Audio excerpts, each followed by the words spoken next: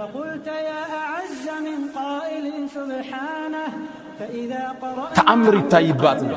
ታዲያ አንዴ ዘከርያ ለመዝገት በገባ ቁጥር ምግብ ያገኛል።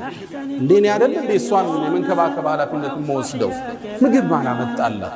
ኩለማ دخل ነው የሚለው ዘከርያ ወደ እሷ በገባ ቁጥር ሁሌም ምግብ ያገኛል። وجد عندها رزقا አንዴ ጨነቀው እንዲጠይቅም ያስገድደው አንድ ምክንያት አገኘ።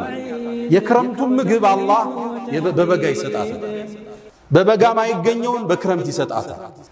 ዘከርያ ተገረመ። ያ መርየም አንቺ መርየም ሆይ አና ለኪ ሃዳ ይሄ ነገር ከየት ነው የመጣው አለ። ያመጣልሽ ሰው አለ?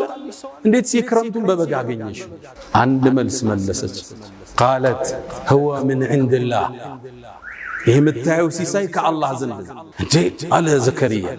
ان الله يرزق من يشاء بغير حساب አላህ እኮ ለፈለገው ባሪያ ያለ ምክንያት ያለ ሒሳብ ይሰጣል አለች። ከባድ ንግግር። ነብይ ነው እሱ።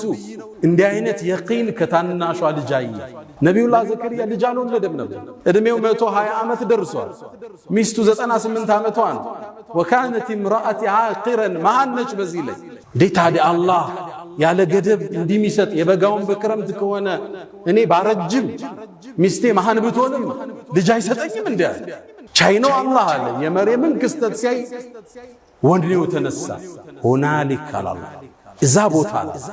በአረበኛ ቋንቋ ሁና ስንል እዚህ ማለት ሁና ከስንል ትንሽ ፈቀቅ ሲል ሁናሊክ ስትል በጣም ሲርቅ ነው።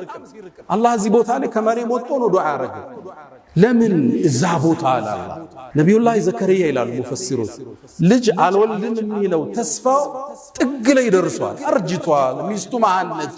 እዛ የመነመነ ተስፋ ዳርቻ ላይ ሆኖ ዱዓ ወደ ሰማይ አነሳ። ረቢ ሀብሊ ሚን ለዱንከ ذርየተን ጠይባ ኢነከ አንተ ሰሚዑ ዱዓ። አላህ ወይ ልጅ ስጠኝ፣ ዱዓን ተቀባይ ነህ አንተ። በእርግጥም አላህ የሕያ የተባለ ልጅ ሰጠ። መርየም ማደግ ጀመረች። ዒባዳዋ የበዛ ነበር። ሶላቷ የበዛ ነው። ዚክሯ የበዛ ነው። ሌት ተቀን ዒባዳ ላይ ነች። አላህ ለትልቅ ዓላማ ያዘጋጃት። ተአምር ምድር ላይ በሷ ሊከስት ነው አለ። መላእክት ላከ። አንዴ እየሰገደች እያለ መላእክት ጠሯት። አንቺ መርየም አሏት። ማን ነው የሚጠራኝ? መላእክቶች ነበሩ።